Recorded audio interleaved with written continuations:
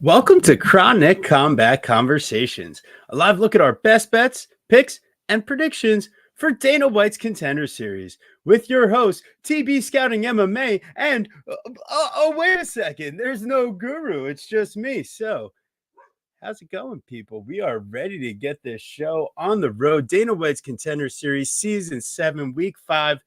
The irony of it all, here I am, Dana White's Contender Series, but you know what? They've been signing just about every winner, so the guru was correct. We needed to start doing this show, but here we go. We are going to break it down solo style. So, our first fight of the night. First off, before we get started, I want to say thank you just so much to everybody tuning in. Really appreciate everyone in the chat, and please, if you haven't done so already, throw a like on the video and please subscribe. It means a lot and helps out the channel. So, our first fight of the evening. We start at the bottom here on Dana White's Contender Series. We got Dione Barbosa versus Rainn Guerrero. Should be an interesting matchup. Yeah, I know, right? Seriously, Guru way too good to be here tonight. At least Zach, he's not too good to be here. He's willing to join your boy TB. So shout out to Zach for making sure he was still here tonight. But we got Dione Barbosa versus Rainn Guerrero, and this is going to be a banger to start off the night. Guerrero coming out of War Training Center. She's an orthodox brawler, really willing to just get into it. Barbosa taking this fight on short notice, but coming in, I mean, has a huge experience advantage, not just like in total fights, I don't mean, but at least in like the level of opposition that she's been facing. I mean, losses to Jenna Bishop by decision, you can excuse that. Yeah, Nunes using the first 8.5, 9 minutes of the fight. Yeah, okay. Barbosa gasses out a little bit, but looking at her physique from 2019 to today, check out Twitter if you want to see an exact example of that. But I think Barbosa is just going to be in better shape to implement her black belt judo and jiu-jitsu, get her offensive wrestling going. And I think she has safe enough offensive boxing to be able to make a difference from distance in this fight, to not just give in to Guerrero's relentless pressure and coming on the front foot. I think that at the face-offs, we saw a little bit of a misrepresentation. I would say it did look like that Guerrero had a little bit more of a size advantage, but on the zoom out, when they're walking up to each other, Guerrero in the slides, Barbosa barefoot. So any size discrepancy that you see in the face-offs, I don't think we're going to be dealing with that here.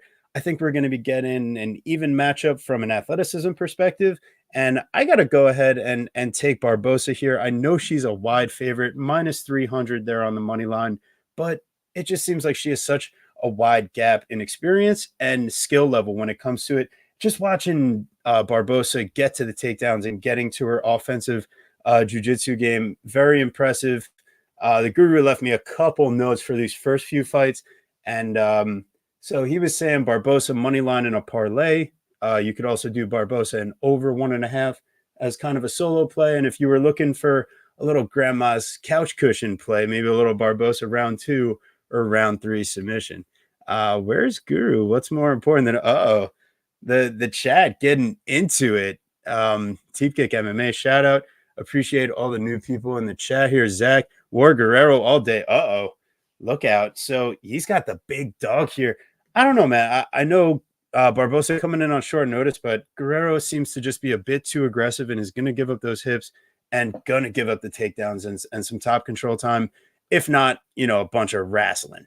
So that's my pick on the fight. I got a little parlay. Should be coming up to the next fight here. And you know what? This is kind of why we preach staying light on Contender Series overall, because we're recommending a favorites parlay on Contender Series. It's kind of gross, but you go ahead and you check out the matchup between Lord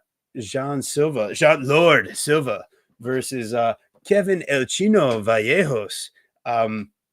Silva just seems to be a bit of a guy that plays with his food and seems to be more concerned with having a good time in there. He throws big flashy strikes. He's going to be knockout or finish dependent in this matchup. Majority of his finishes coming early, but you watch like some of the competition it's coming against. These guys are like retiring mid-fight, kind of giving up to some easy stuff or just not really looking to be the best level of competition. However, Gene Silva, he has some success on the regional scene, but man, just watching Vallejos, his ability to work off the back foot, counters, athletic, I really liked his ability overall, defensively, offensively. I think that's where Silva really gives up a lot, is on the defensive aspect.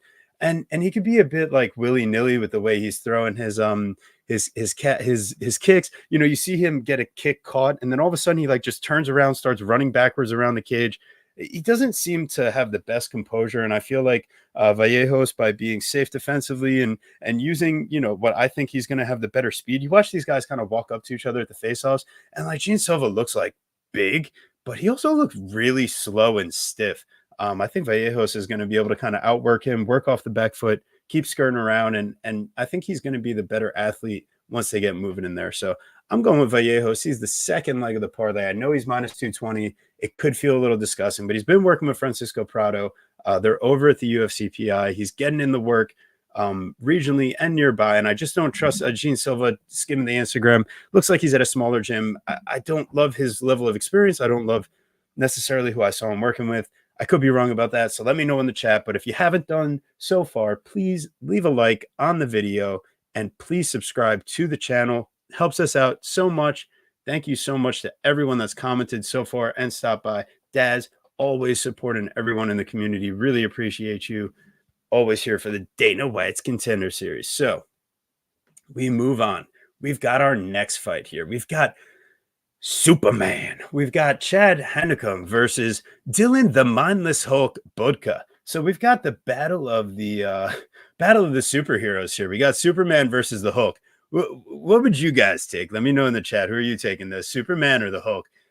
Personally, I'm going Superman here. I feel like he's going to I mean, if you watch the face-offs, you saw he has a gigantic size discrepancy here. Also, he's got a big-time wrestling and grappling background. And when you combine the size and that experience, you know, it just looks like he should be in a different weight class than Budka. And I know Budka has fought at heavyweight. He's fought up weight classes, but I also think like fighting 36-year-old guys that are 2-4 and on clearly on steroids, like isn't, you know, something you should be like bragging about per se. From a finishing perspective. But I will say I did like his cardio. I do like that Budka is able, he has a great offensive wrestling game. Out of Notre Dame, he went there for 1 year, for 1 season. So he's got the offensive chops. It's just I've seen him a bit too many times having to play off his back, having to play, you know, with his back taken. And I think that in this matchup with someone with that type of size discrepancy, with Heineken, I got to go Superman here from South Africa, is going to take care of the Hulk. But I think that this fight is going to go the distance. So the Guru last fight, he had Vallejos also parlay with the money line. Also, Vallejos KO round 1 or 2. This fight, he does think it goes the distance also. Plus, looking at a little, Chad is plus money at plus 100 over on Bet365. So if you haven't done so, so far the 2 plays that we have today are the parlay with the first 2 fights. And then this one here, we got Chad Hanekom, Superman. I don't know, insert some like Chad Kroger line about superheroes and Superman or something. So that'll bring us on to our next fight. We got Serhiy Sidey versus Ramon the Savage Tavares. I think this should be a great fight. Serhiy seems to have the size advantage here. Also has a pretty good experience fighting guys with an above 500 record. So I feel like he's been getting good looks up in Canada. It's just like when you turn on those fights, you see that there's a gigantic size discrepancy. So I think Ramon Taveras also brings a lot of danger from distance in the stand-up here. So at this wide of a line of minus 210 to the plus 155, I kind of lean towards the Tavares side. I feel like Serhiy is well-rounded all around, but not necessarily spectacular. And I think Tavares kind of has a bit more flashy striking and ability to put together combinations at distance. I mean, I could be proved wrong, and maybe Serhiy uses his size and just ability to kind of wear and grapple on guys in the clinch, slow down Tavares' output. Maybe that's what they're seeing with the minus 210 line. But hey, it's Contender Series. We need a few dogs here, right? So I'm going with Tavares at plus 155. Let me know what you guys got in the chat. Who are you picking? What's your play here with Serhiy Sidey versus Ramon the Savage Tavares? Guru left me without a play on this one, but I think he kind of liked the overall game of Sidey based off of the text message I was receiving. Last but not least, we are down to our last matchup of the day. It'll be closing out the Dana White's Contender Series card. This one's at light heavyweight. Bruno Lopez versus Brendson the Gorilla Hibero.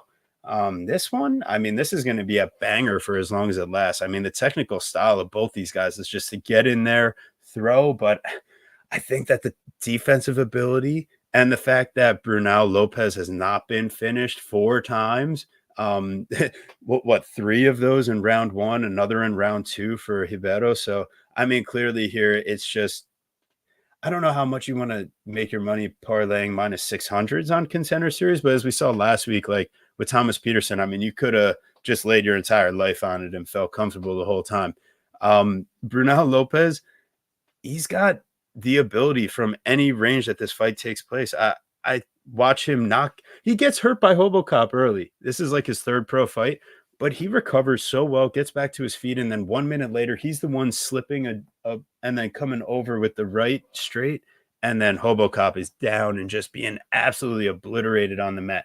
Listen, we've seen that before in Hobocop's career, but you turn on Hibero's tape and it's just, I think he's got athletic offensive ability, but we've seen Lopez kind of weather the storm before. And I think that he kind of looks like in the best shape that he's ever been in. So I like Lopez here. I think that he's going to be able to bring it to Brendson Ribeiro. And I think that Hibero will have a little bit of potential on the feet for as long as it lasts. So if anything, I would say like a round 1 knockout if you felt like you had to get money on the dog here. But I'll take Bruno Lopez, and I'm going to say round 1 or round 2. This fight shouldn't last long. And I think that this is Lopez, the LFA guy, champion, getting the promotional spot here by the UFC in this Dana White's Contender Series. So let me know in the chat. If you guys haven't done so already, please make sure you're throwing a like on the video. It does so much to help recommend this content to other people. It really helps us. Listen, we got the best bets, the best guests, always free picks. We're coming off of a UFC Paris where we profited over 5 units, all for free. If you guys follow us on BetMMA, follow us on Tapology, you'll see our official picks, you'll see our official bets. We're as consistent as it gets, and really we appreciate you guys, because without the community, it really wouldn't be the same. And before I leave you guys today, just going to give you our final plays. Our picks for the day in the Barbosa fight. We are parlaying Barbosa to Vallejo. Vallejos. You can take a Barbosa round 2, round 3 sub. You could take a Vallejos round 1 or round 2 knockout if you were looking to get spicy. The Hanekom fight goes the distance would be the prop. I'm going to take the plus money on Hanekom. I won't speak for Guru. And then in the City versus Tavares fight, I'm going to take the dog shot on Tavares. I'll let Guru tell you guys what he's going to do. And then Lopez versus Hibero, maybe we find some parlay pieces this weekend for Lopez on the UFC 293 card. But you can do like a round 1 prop. You could do a round 2 prop. I'm sure you can find some value there, because at the minus 600, you're certainly not getting much. So for the final time, before I leave you guys today, please, there's more of you watching now than have liked the video. So please, if you haven't done so already, please throw a like on the video. It doesn't cost you anything, totally free. And we're going to keep on bringing you guys free content. We're so close to 500 subscribers. So do your thing. We will see you guys Wednesday night. The Guru will be back in the house with TB. Always with the best guests, except when TB's solo. So appreciate you, Daz. Appreciate all you guys in the chat. Please, once again, throw a like. Please subscribe. And we will see you guys Wednesday night. We got an amazing guest coming up. Should be Andrew Gombis joining us to break down this amazing UFC 293. So really appreciate all you guys, and we will see you on Wednesday.